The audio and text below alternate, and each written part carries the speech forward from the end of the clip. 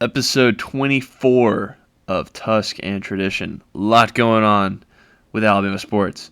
Some things coming to an end, i.e., Alabama basketball. But other sports, seeing maybe the best we've ever seen from the baseball and softball team at the same time. I'll have to do my history on that. But as of right now, both top 10. Bama Softball, number 1, coming off a huge series win versus formerly number 1, Texas Longhorns. Bama Softball continues their role. We'll get into that as well as get into the softball, but they're now, 7, 8, 9, a lot of different brackets. Baseball has like 9 different ranking systems they use.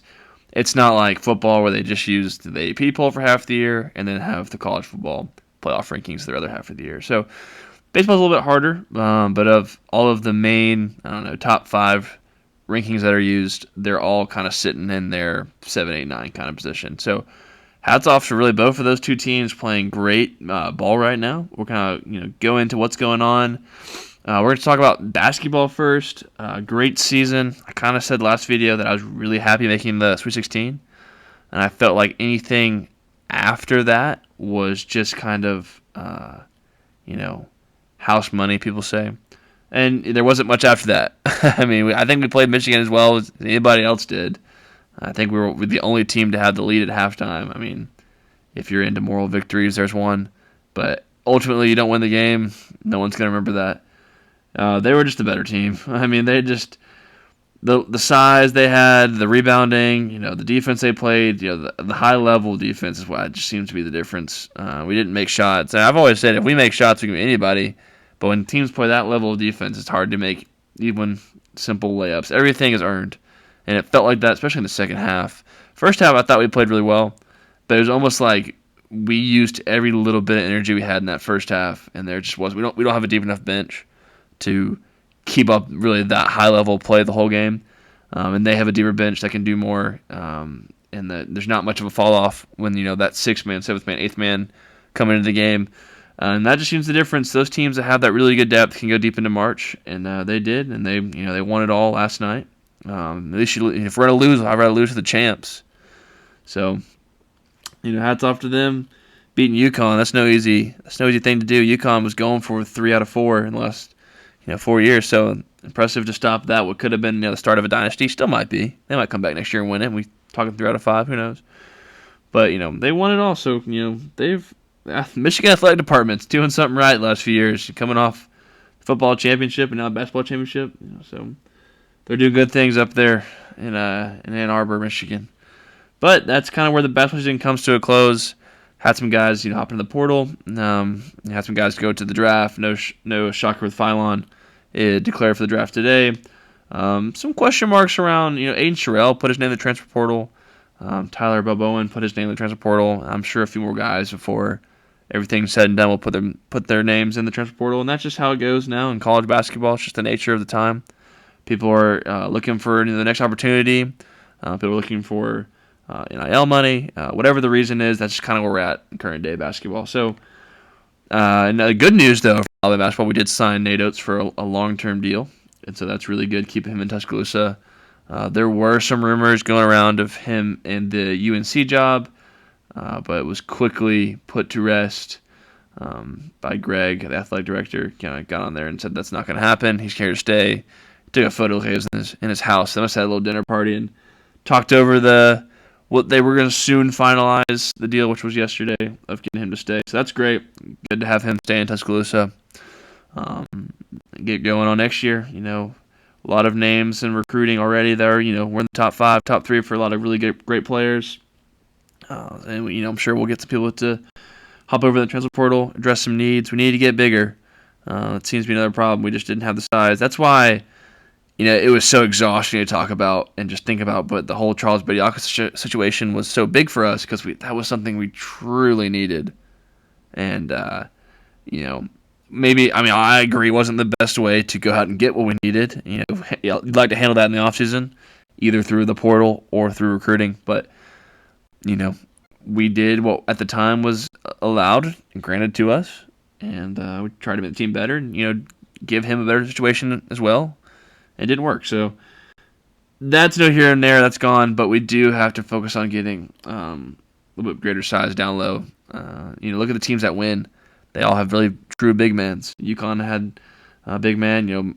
Michigan last night had a big man. I'm not saying it's got to be your best player, but you got to have one that can really dominate a game when he needs to.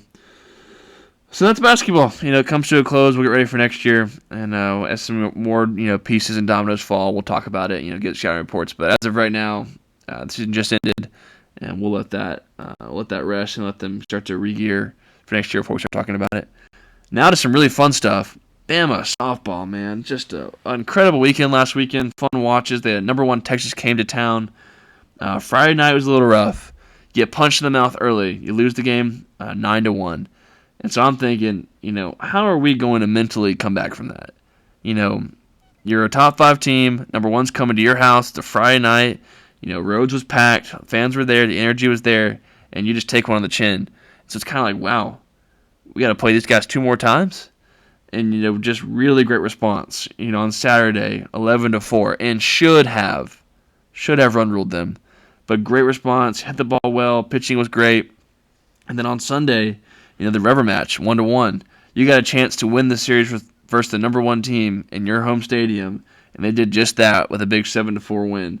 So just really fun weekend.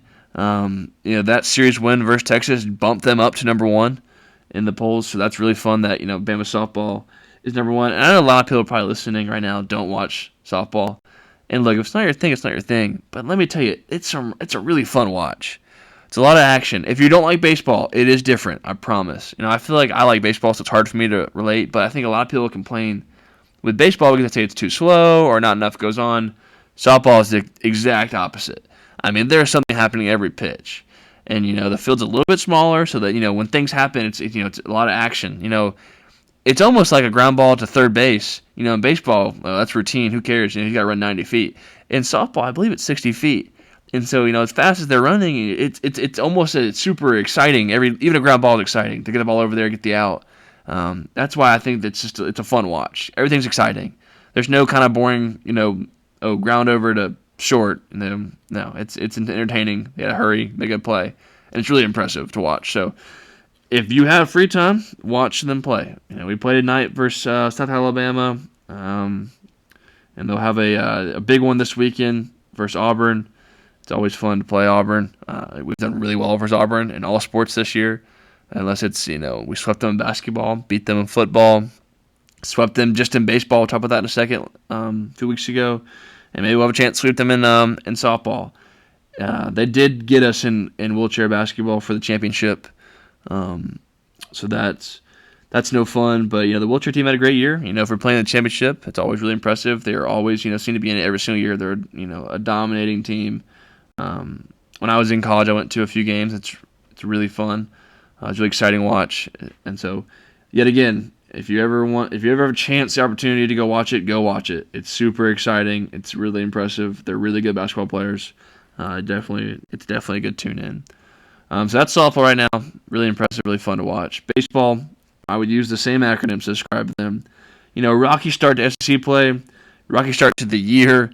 A lot of people are like, okay, this was supposed to be, Vaughn's best team. He has all the parts together. He's been a few years into the program. What can he do? And, just didn't seem to start that way. And so, I talked about the no-hitter we had on the last episode. And then not just a no-hitter, but then followed it up with a complete series win. You win 6-0 on the no-hitter, okay? Come back, win 8-4. And then finish off the series with a 14-7 win. That's hitting the ball. That's a great job at scoring runs against a really good Florida team. I can't tell you last time we swept them. And then, we got a midweek game versus Austin Perry and beat them. And then you go, Auburn, number 5, Auburn comes to town.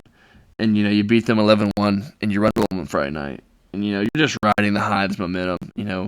Just ride the wave as long as you can. Come back on Saturday and a really close game, 3-2. In walk-off fashion, I believe, at the Joe. Super fun game. And then finish it off the series with a sweep at 3-1. That's really impressive stuff. And then you got a midweek game at Jacksonville State, who was I'm pretty sure, a top 5 team at the time, if not top 20. And you beat them 4-3. And then, it doesn't get easier. SEC, it's almost like when I used to talk about Alabama football schedule. at Georgia. Okay, well, no break. Now we're playing at a top 20 team, Missouri. Okay, no break. We have home to a top 15 Vanderbilt. Okay, no break. We're home to top 12 Tennessee. That's kind of what Bama baseball has been going through. That's kind of the nature of the SEC baseball. But after that schedule, we get to play at number 11 Oklahoma in Norman over the weekend. Open up that one with a 10-7 win and really got after them early. I think he got off to a 10-1 lead, so almost blew it. But when you give yourself that much of a cushion, it's kind of okay. Tough one on Saturday. Dropped that one 4-2. But then, like I said, rubber match, chance for a really big series win, and really great game on Sunday and won the game 3-2. Saturday. That was moved up a little bit because Sunday was Easter, so they moved it up, which is great. So yeah, really big series win at Oakland, and that's kind of jolted us in the top 10. And hopefully, we can keep riding it. We have a game today at home to Sanford, so that will be fun. And then, like I said, not going to get easier. This weekend, we're going to play home to Arkansas, who's a top 25 team. They're going to be wanting to beat us. It's going to be great. So it's going to be really fun. Good watch this weekend. It'll be a fun home series. And then we'll continue on with the series later this year. Next week, we'll play Texas, which is another big one. And like I said, it doesn't get any easier. We'll play a few UAB games in here and there, and then Tennessee. So that was a lot of fun watching Bama baseball. Kind of like softball. If you haven't watched it, or if you're a baseball fan but haven't watched Alabama play, time to invest. Time to watch it. I've been kind of mentioning it here and there throughout the season that it's something to watch, and we had some tough luck here and there, but I've kind of always remained a little optimistic that we would eventually get it going, and they have. So, fun times right now for Alabama athletics and sports. I'll keep you guys updated as big things happen, but really I would encourage y'all to start watching Bama softball and Bama baseball. It's fun to watch. They're playing good baseball. If you live in the area, go support them. It's good stuff right now. So that's going to wrap it up for this episode, and hopefully next time make an episode. We'll have some really big things coming off, maybe some more series wins for both Bama baseball, Bama softball, maybe some big recruiting news. You never know. It's kind of what makes this thing really fun. But yeah, it's going to do it today. Roll Tide.